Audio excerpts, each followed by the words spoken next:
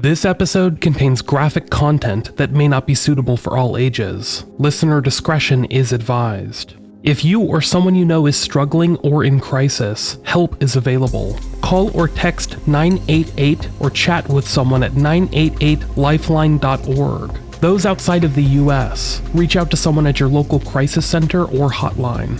Please do not suffer in silence.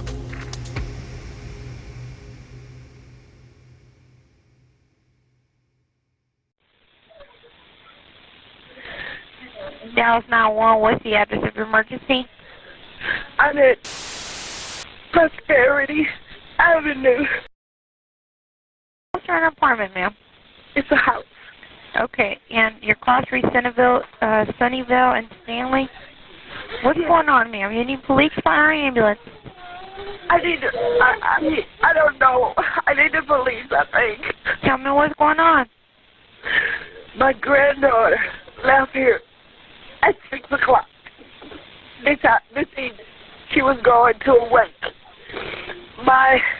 Her sister got a call from her about 40 minutes after that, and she was screaming for her life. Somebody was beating her, and we don't know who has her, so I don't know what to do.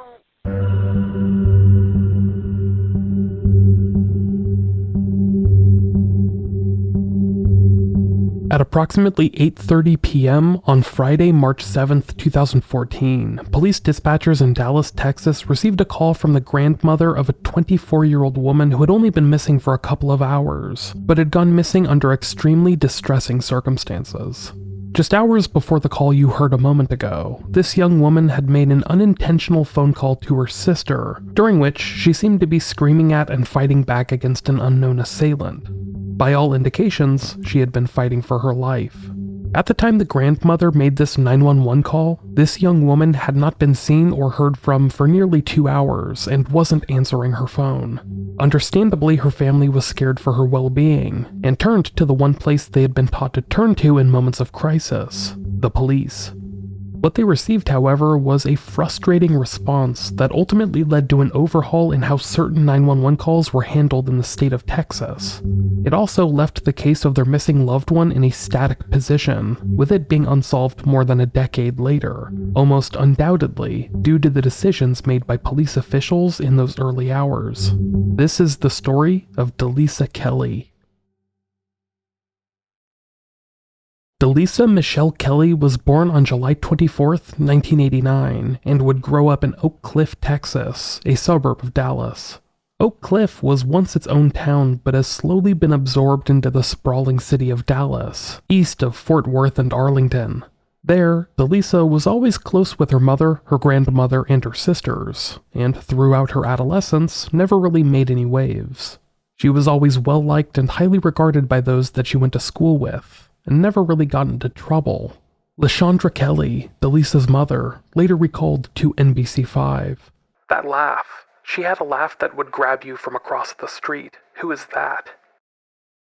In her early adulthood, Delisa would end up moving into Dallas itself, where she lived with her boyfriend, but she remained close by for her family. Not just geographically, but also emotionally. She remained very close with her mother, grandmother, and sisters, and was constantly spotted around her old neighborhood, where she remained close with some of her childhood friends. In 2012, Delisa gave birth to her first and only child, a son named Dunye. 2 years later, she had recently celebrated Dunye's second birthday, and had broken the news to her family that she was expecting her second child. The father was Delisa's boyfriend, who she had been with for a while and lived with in Dallas, and the two were expected to get married in the near future. But in early March 2014, while Delisa was excited to continue growing her burgeoning family, and after she already attended some prenatal doctor's appointments, tragedy struck.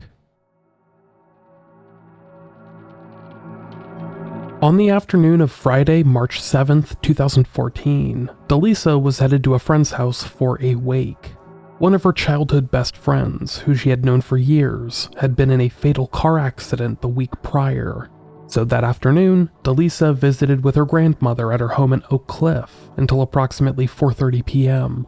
Leaving the care of her 2-year-old son Dunye to her relatives, she then set off toward the wake, which was just a short drive away.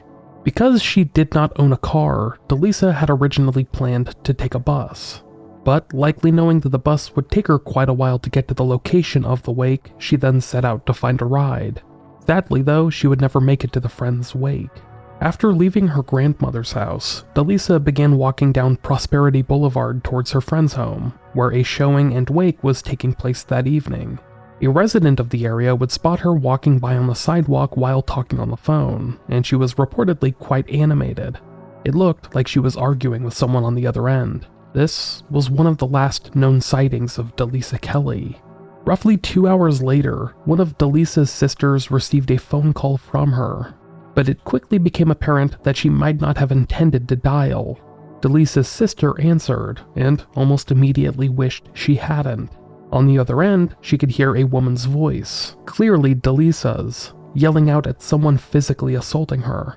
"Stop, stop, get off of me, stop." And then she heard another voice, an unknown male, shouting, "Shut up, stop screaming, you don't listen." The unknown male voice even called Delisa hard-headed during their physical assault of her. This phone call lasted 1 minute and 11 seconds, and then promptly disconnected. Delisa's sister would attempt to redial her multiple times, hoping to learn that everything was okay, but she was unable to get through. A few minutes later though, Delisa, or someone using her phone, texted back, "I'm going to call you in a minute." Jasmine, Delisa's sister, then asked if Delisa was being hit by someone. Delisa's phone responded, "He thinks that I was with someone else." It's unknown if these texts were sent by Delisa or not, but considering the circumstances, we can reasonably assume that she did not send the text. And if she did, they were likely under duress. Sadly, these texts would be the last known correspondence from Delisa Kelley, and subsequent attempts by her family to get in contact with her would prove to be unsuccessful. Soon, instead of their calls ringing multiple times through, the calls went immediately to voicemail, indicating that the phone had either been disconnected or the battery had died. As you can imagine, Delisa's relatives were growing increasingly concerned, and they began reaching out to some of her friends that had been planning on attending the wake that evening. However, through them they would learn that none of these friends had seen Delisa that afternoon or that evening, indicating that she had never shown up. After roughly an hour and a half of trying to figure out what had happened, Delisa's grandmother made the decision to dial 911 in order to help locate her missing granddaughter. Dallas 911, what's the address of your emergency? I'm at Prosperity Avenue. What's your apartment, ma'am? It's a house. Okay, and your class 3 Sunnyvale and Stanley? What's going on, ma'am? You need police, fire, or ambulance? I don't know. I need the police, I think. Tell me what's going on. My granddaughter left here at 6 o'clock. This evening, she was going to a wake. Her sister got a call from her about 40 minutes after that, and she was screaming for her life. Somebody was beating her, and we don't know who has her, so I don't know what to do. We can't get her on her cell phone. She's not responding to any messages, so I don't know what to do. Okay, so she's not responding to no messages at all, nothing like that? And her phone's going straight to voicemail. Okay. Let's see. Okay, so did you want to report her Please. as a missing person? Yes. Can someone come here? Yes, we can have someone go out there. What is your name? My name is Margarita. Margarita? Marjurita. Last name Kelley. Okay, and what is your... My granddaughter's name Yes. is Delisa. D''Lisa. Last name Kelley. Okay, How old is she? She's 24. Okay. And is she black, white, Hispanic? Black. What was the last thing you saw her wearing? What color shirt? What color bottom? She had on leopard print pants, a black shirt, and a denim vest. Okay.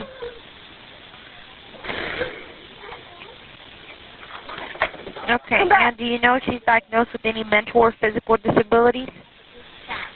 Does she have disabilities? Is that what you asked? Yes, ma'am. Is she diagnosed with anything? She has no disability. Any medication she's taking? Just antibiotics for a bladder infection. And she's pregnant. Okay. And where did she tell you she was going? Her best friend was killed last Thursday at that wreck at Prairie Creek in Said. So she was going to her wake over there, Laura Land and 30. Okay. She left here walking. I'm assuming she was catching the bus. Left walking at what time today? 6 p.m. Okay. So she's not answering the phone, but she answered one time to her sister? Her sister said it sounded like she, you know how you can call somebody without knowing you call somebody, because she said when she saw her sister's name pop on her caller ID, she answered the phone, but all she could hear was Lisa screaming, stop, stop. And somebody was hitting her and telling her, it was a male voice, telling her to shut up, shut up. And then we haven't heard from her since. She was screaming for her life. That was the kind of scream she heard. Okay, and this is your granddaughter? My granddaughter. Okay. Okay, so what I'm going to do, I'm going to go ahead and put a call in for police to go out there, okay? Okay. They'll be out there shortly. Go ahead and provide them with as much information as you can so they can go ahead and look for her. Okay, thank you so much. And if you hear anything from her, please let us know so we can update our officers. I will. Okay? Okay, ma'am. Help will be on the way. You're welcome. Okay, bye-bye. After this call, the police dispatcher would choose not to send officers out to the location.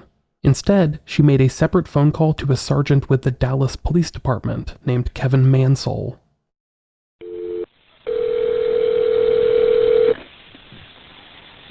Menzel up there? Yes. Menzel's me. I had a question. This lady, she really doesn't have a lot of information, but I mean, she's very, very concerned for her granddaughter.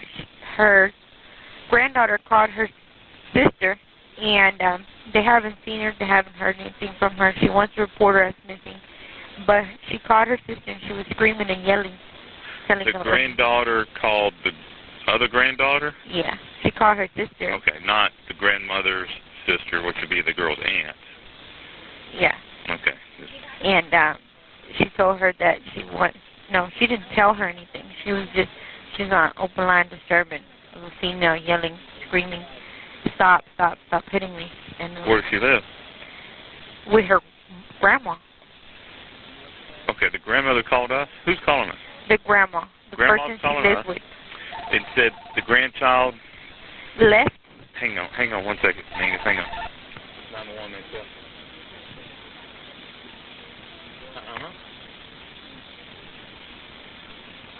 Okay, you need a sick day tomorrow? Okay, all right, get better. Bye-bye. Okay. Okay, so the granddaughter, they have an open line. They were having an open line disturbance. They heard the granddaughter being hit by an unknown male. All right, does she know where the granddaughter lives or is? The granddaughter lives with her, but she never came back. Oh, She was going to go to her friend. somewhere else. Okay, so we don't know where. Exactly. Could be McKinney. Yeah, could be. So I'm putting her as a missing. Well, But I mean, is there anything else we can do? Yeah. I mean, What's the granddaughter's phone number? I didn't get it, but... We need that, and we can ping the phone, find out where she's at. Okay. Let me call her back. I'll still send police for her so we can, do a missing or something. Or no? Not yet. I mean... Until we ping it? She's not missing because she lives with her, but she just... Well, she was supposed to come back, though. She told her she was going to How old is this girl? She's 24. Oh, no. Her granddaughter, but she never goes out missing. And then there's one more thing. She's pregnant. Well, sounds like she's missing before. That's how she got in that situation. But she's 24. Come on. I mean. All right. Well, give me a phone number, and let's see if we can ping it. And does she think they were fighting? No, she knows they were hitting on her. Okay. She's willing to stop. Okay. So get that information, then I'll tell her to hold on the missing? Yes. Okay. And let me find out if I can find her. Okay, let me get that for you. Okay. Okay. Minutes after this phone call, the 911 dispatcher called back Delisa's grandmother, Margarita Kelley, asking for Delisa's cell phone number. Margarita gave it to the dispatcher willingly. This cell phone number was then forwarded to Sergeant Kevin Mansell, who contacted the cell phone provider to request for location data. Minutes later, the cell phone provider would call back Sergeant Mansell, informing him that there was no location data available. The phone had been disconnected. So he then faxed a form requesting that the provider continue to search for the phone location data. From here, you would expect Sergeant Mansell to take the next step. Maybe send out some uniformed officers to Delisa's grandmother's home to collect her statement and speak to witnesses, something like that. But nothing like that would happen for several hours. You see, per Sergeant Mansell's own recollection following an internal investigation, he simply forgot. He didn't follow up.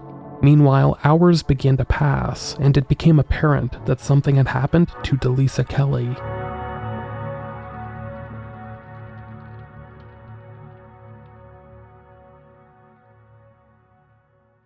Over the next several days, Delisa's relatives would attempt to track her down. Very few publications or online pages shared articles or posts about the missing mother, but that was sadly due to the failures in the original reporting process. You see, while Delisa's family had contacted police within approximately 2 hours of the concerning phone call they had received, nothing of substance was accomplished that night by police. They requested the location data of her cell phone, which her family knew had already been disconnected, and no further action was taken. The following day, Saturday, March 8th, Delisa's sister again dialed 911 in an attempt to file a missing persons report. The responding officers completed a want-to-locate report. Later that evening, Delisa's boyfriend/fiancé would contact a detective and provide his own information. But it wasn't until the following day, Sunday, March 9th, that any tangible action was taken. That afternoon, the want-to-locate case was finally assigned to a detective, nearly 48 hours after Delisa's family had originally contacted police. They'd reach out to police again later that afternoon, telling them that Delisa's phone had been disconnected for nearly 2 entire days, and that nobody had heard from her. Then, and only then it seems, was the case finally taken seriously and treated with any sense of urgency. In the days to come, Dallas police would finally begin their search for 24-year-old Delisa Kelley, interviewing her friends, family, and other loved ones. They would search the area near where she had last been seen, which wasn't too far away from the wake where she had been headed. And 4 days after her disappearance, police would hold a small press conference in which they asked for information about the missing mother. They reported that she had last been seen the prior Friday evening wearing a black long-sleeved sweater, leopard print tights, and a denim vest, and she had her hair pulled up into a bun. After this public disclosure, witnesses in the area began reporting sightings of Delisa throughout the region. One of these sightings came from a waitress at a restaurant in the Stemmons corridor, who claimed that she had seen a woman resembling Delisa there, wearing the same leopard print leggings that she had disappeared in. This witness claimed that the woman was crying and was reportedly headed to Arkansas. Another witness claimed that she had seen a woman resembling Delisa at a hotel in the same area on Wednesday, March 12th, 5 days after her initial disappearance. However, a pair of anonymous callers later that week would claim that Delisa had been seen at a stop-and-save store on the corner of Sunnyvale Road and Overton Road, not too far away from her grandmother's home. While these two witnesses varied in the exact time that they had seen her, they put her at the corner store between 5:30 and 6:30 p.m. the prior Friday, March 7th, which was around the time that Delisa had originally fallen out of contact with her family. As word spread that Delisa may have been seen alive in the area after her initial disappearance, her family began to push back on the belief that she had run away from her life. In particular, run away from her 2-year-old son, who she was utterly devoted to.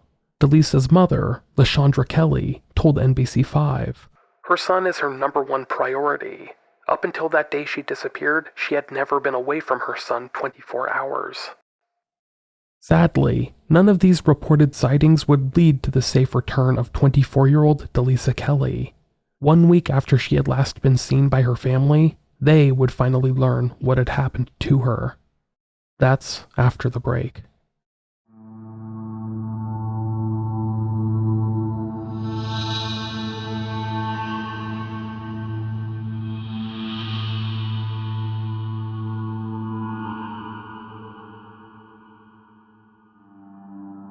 At approximately 10 a.m. on Friday, March 14th, 1 week after Delisa Kelley's disappearance, police in Dallas were notified of a body discovered along the 1200 block of Presidio Avenue in Oak Cliff. This was roughly 2 miles away from where Delisa's friend's wake had been held a week prior, and just a short distance away from the stop-and-save corner store where she had supposedly last been seen. Her body had been found on the front porch of an abandoned house, and it quickly became apparent that she had died a violent death. Immediately after the discovery, police remained mum about specific details regarding the body and its identity, but officials would confirm later that afternoon that the remains were that of Delisa Kelley. Per Lieutenant Max Guerin, a spokesman for the Dallas Police Department, "This is now a homicide investigation."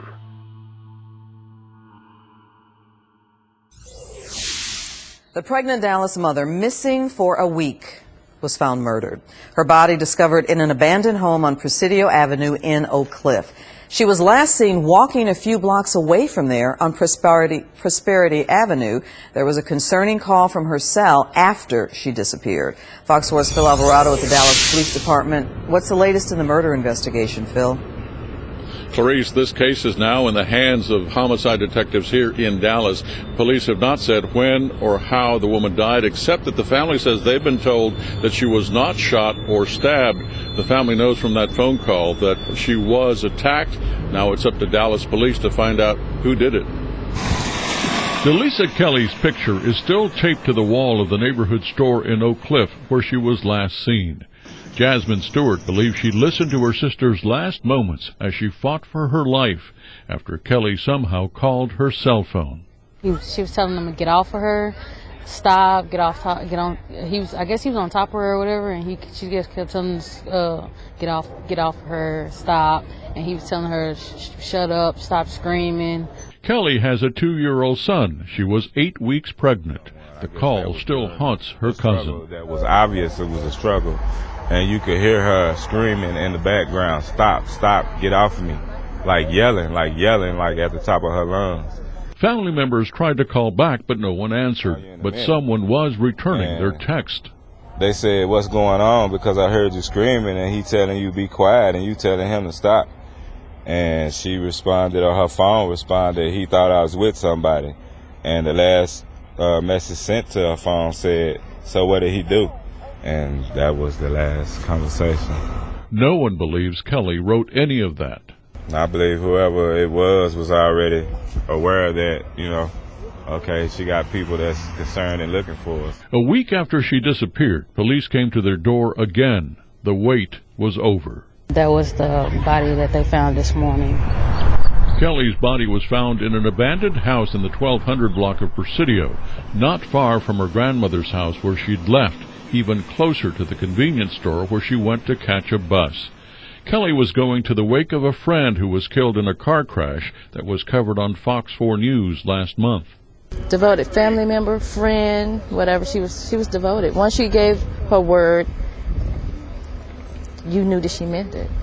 Family members say Kelley lived with her fiancé, the father of the unborn child. We reached out to him, but the family says he has stayed away. Police are waiting for an autopsy before saying more on the investigation. They don't know how she died because she told my grandmother that she didn't get shot or stabbed, anything like that.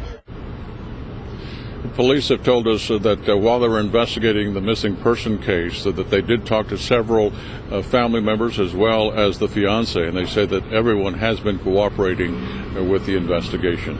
Clarice? Phil, any idea from the family or police what might have happened between the time she went to that bus stop and the time she went missing? Well, as soon as she went missing, the family says that they went out looking for her, looking around that store, the bus stop where she should have been. And they say that some people told them that they thought that they had seen her getting a ride to the funeral home. Whether that's true or not, or that comes to pass, I mean, those are the kinds of things that Dallas police now have to investigate as they shift gears into a homicide investigation.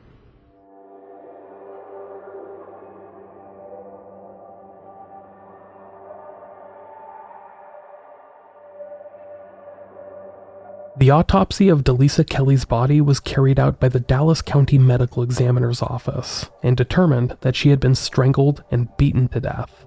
Having identified the body and been shown photos of the damage, Delisa's mother, LaShondra Kelley, would later state, "She was cut up. She was beaten badly. They crushed her jaw. They crushed her hand. She had gashes all in her face, all in her head. They beat her severely." Delisa had not been sexually assaulted, but the autopsy would note evidence of sexual violence. Specific details regarding this have never been publicly released, likely withheld by investigators. Sadly, the autopsy would confirm that Delisa had been roughly 8 weeks pregnant with her second child at the time of her death. The autopsy report listed Delisa's cause of death as blunt force trauma and asphyxiation, and shockingly, she had only been dead for approximately 3 days at the time her body was discovered. This meant that she had likely been alive throughout the prior weekend, and had only been killed earlier that week. Authorities estimated that she had been alive for a few days after her disappearance, the vital time in which officers had not filed any reports or done much to try and help her family. Coincidentally, it seems, she had been killed at around the same time police had gotten involved, with them having held a press conference that prior Tuesday. This happened to be the same day the autopsy listed her potential time of death. While police officials have never disclosed what kind of violence Delisa had endured before her death, it's been reported by numerous sources that it had been extensive. Various publications have reported that she was tortured, while others have claimed that she was beaten multiple times over. However, it seems like this may have been carried out over days, since she had only been killed approximately 3 days before her body was found a week after her initial disappearance. Despite Delisa's body being found in the abandoned home in Oak Cliff, her cell phone never was. We can assume that it was destroyed by her killer, having likely contained evidence implicating them in some way. Perhaps information about Delisa's correspondence with them, or maybe even videos and pictures. Yet to this day, her phone has never been recovered, and whatever information it may have contained, we can only guess at.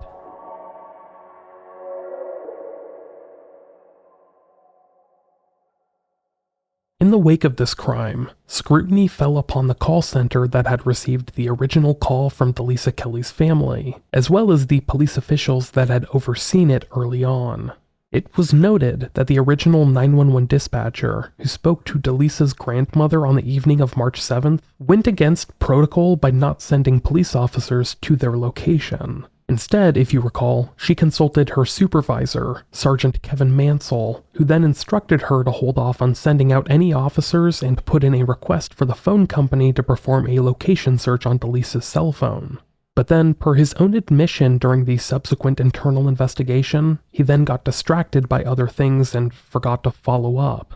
An excuse that I use when my daughter spills milk and I forget to respond to an email or text, but shouldn't be an effective excuse when you're a police officer that refused to send help in a potential life or death situation, which it turns out this was.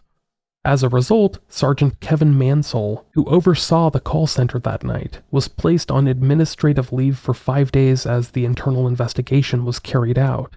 But at the end of the investigation, he was suspended for 1 day and then returned to regular duty. No additional punishment was ever handed down.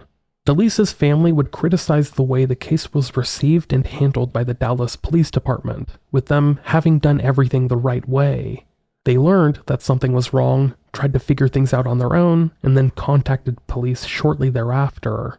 However, after calling 911, they were basically brushed off as a mild annoyance. During his discussion with the dispatcher, Sergeant Kevin Mansell poked fun at Delisa and laughed off the family's concerns, before conveniently forgetting all about them. It wasn't until Sunday, nearly 2 days after Delisa had last been seen, that the find and locate report filed by the family on Saturday was finally assigned to a detective. Delisa was likely killed just a day or two later, and it's impossible to tell if she could have been saved if police simply acted faster. Reverend Ronald Wright of Justice Seekers, Texas, later spoke out regarding Delisa's case. "We don't know who committed the crime, but we do know our local law enforcement didn't react the way they should have." While attempting to retrace Delisa's last minutes alive, investigators discovered that she had gone to a convenience store, a stop-and-save corner store near the intersection of Sunnyvale and Overton roads. If you recall, this was the corner store that 2 anonymous callers had placed her at just a short time before she went missing. This was also just a short distance away from her grandmother's home, where she had last been seen by her family.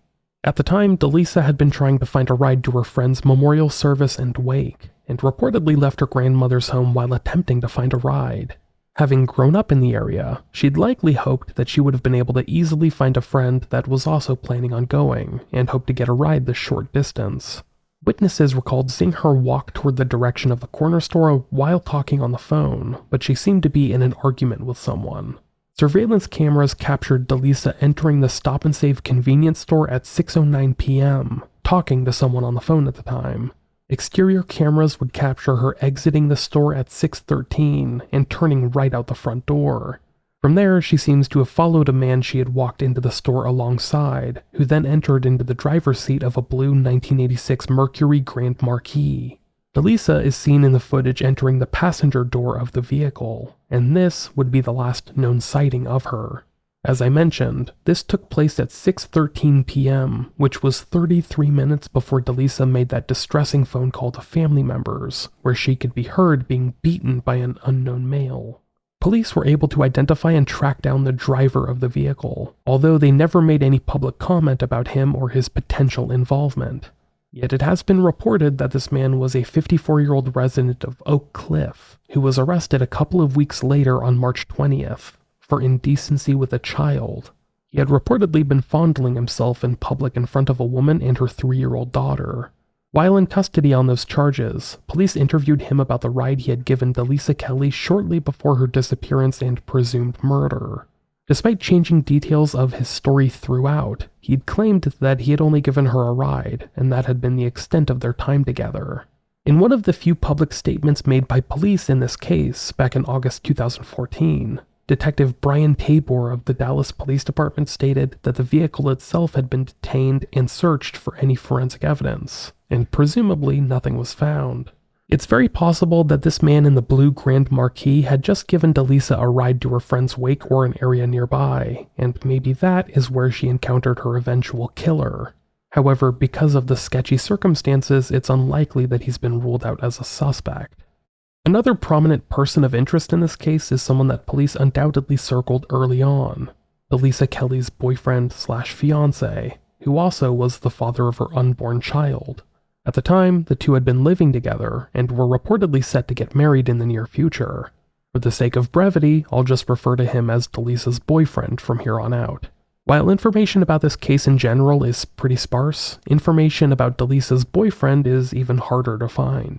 That's because, despite him playing a prominent role in Delisa's life, he wasn't really prominent in raising awareness for her after her disappearance. He reportedly met with the family on the night of her disappearance, and then went to police to report her missing the following day, but that was about the extent of it. From what I've found online, it seems like Delisa's family and her boyfriend never really got along with one another. There were some public comments on their Facebook pages in the days after Delisa's disappearance where both sides clashed, and Delisa's family accused him of being seen in the area with another woman that same weekend. However, it seems like their problems with him extended far beyond that. In the months after Delisa's death, her family accused her boyfriend of being overbearing when it came to Delisa, sometimes obnoxiously so. They seemed to paint him as a jealous type who was never quite comfortable with her living aspects of her life without him, the kind of partner that quickly alienates other members of the family. It's been theorized that Delisa might have been abused by her boyfriend, although it's unknown if that ever became physical. Rather, he was accused of more emotional forms of abuse, which, let's be clear, are still abuse. However, it's been theorized by some that Delisa might have been preparing to call off their relationship at around the same time she disappeared and was killed, something that her family found it hard to look past, considering their ongoing dislike of her boyfriend. Delisa's boyfriend's mother posted on Facebook early on that he had been interviewed by investigators and was cleared of any wrongdoing. But considering the source, it's unknown if that's exactly true. Regardless, more than a decade later, no charges have been pressed against him, or anyone for that matter, in Delisa's case.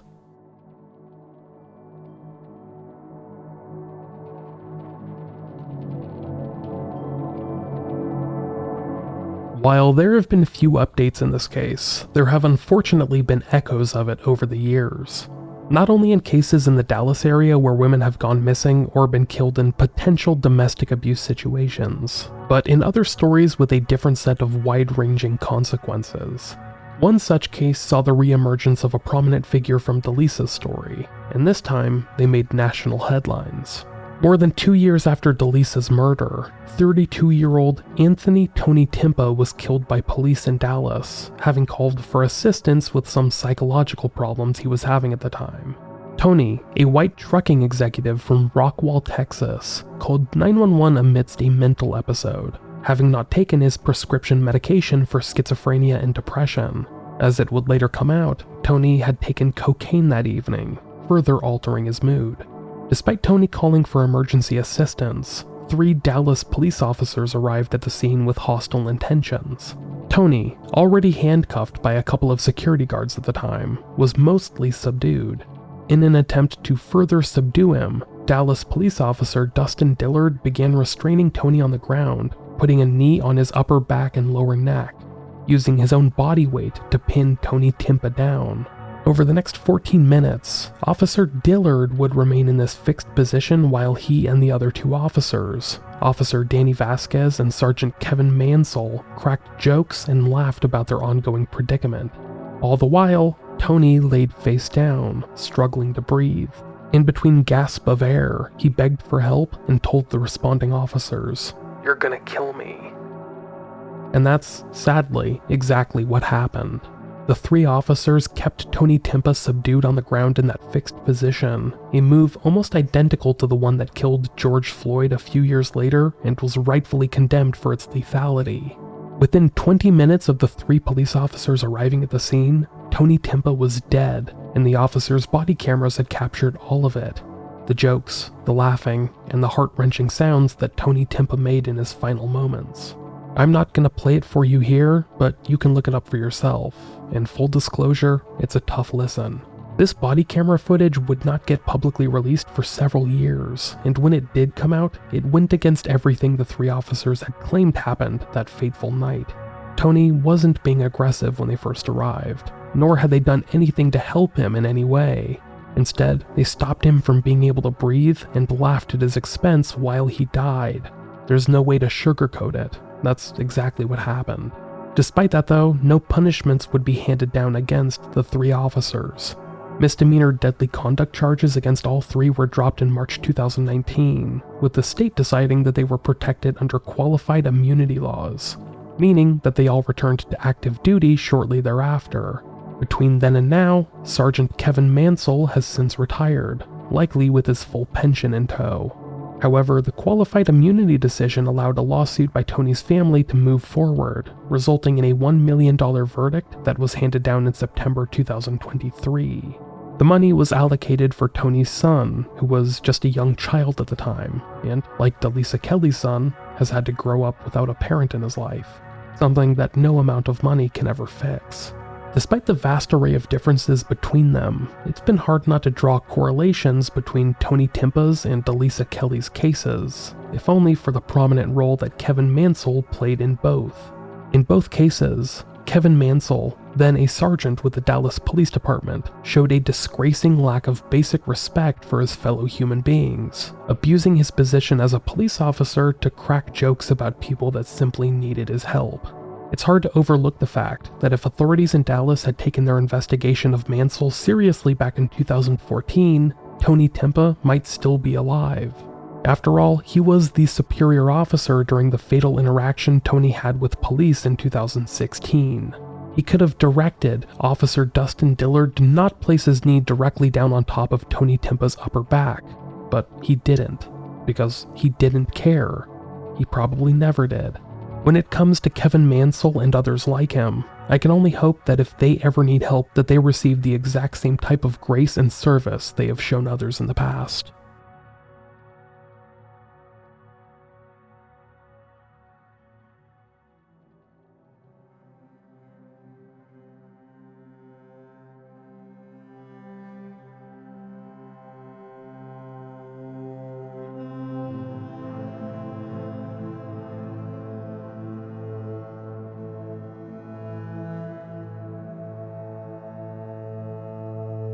Sadly, the story of Delisa Kelley is so endemic of the claims made by many Black Americans that when they do call police for help, the assistance they receive is often not helpful. Many times, it's damaging, and that's when it happens. Other times, they get completely ignored or brushed off, as was the case just earlier this episode. When Delisa's family called 911, they were basically swatted off like an annoyance, and an official search for the missing mother did not begin until roughly 2 days later. Who knows what would have happened if police had acted quickly? Would her killer have been caught or identified by police? Hell, would Delisa herself still be alive? It's impossible to tell. Yet we know that Delisa's family pondered these same questions. Her mother, LaShondra Kelley, who told Dallas news station WFAA just earlier this year, "I really feel like if they were genuinely trying to help us, we possibly could have found my daughter alive. Injured, but alive." Despite this being a tragic, potentially preventable tragedy, Delisa's death did result in some positive changes for others. Shortly thereafter, the Clear Alert went into effect in the state of Texas, which acts as basically an intermediate between the Amber and the Silver Alerts, missing people notifications for young and elderly people respectively. This was an initiative pushed heavily by Delisa's family and friends, as well as civil rights activist Reverend Ronald Wright, who became an advocate for the case early on. After many setbacks, the Clear Alert was signed into law by Texas Governor Greg Abbott in 2020, and they are now issued throughout the state by the Texas Department of Public Safety. A decade after her death, however, Delisa's family remains hopeful that answers can be found in her case. Speaking to NBC5 in 2017, LaShondra Kelley spoke to her daughter's killer. "We're going to get justice. We're going to find you. You can't hide forever, and we will get justice. My grandson will get justice." There is an available reward for anyone that provides information that leads to the identification, arrest, and conviction of Delisa's killer or killers. That information can be forwarded to the Dallas Police Department Homicide Unit at 214-671-3661, or can be provided anonymously to North Texas Crime Stoppers at 877-373-TIPS. That's 877-373-8477. As of this episode's recording, the story of Delisa Kelley remains unresolved.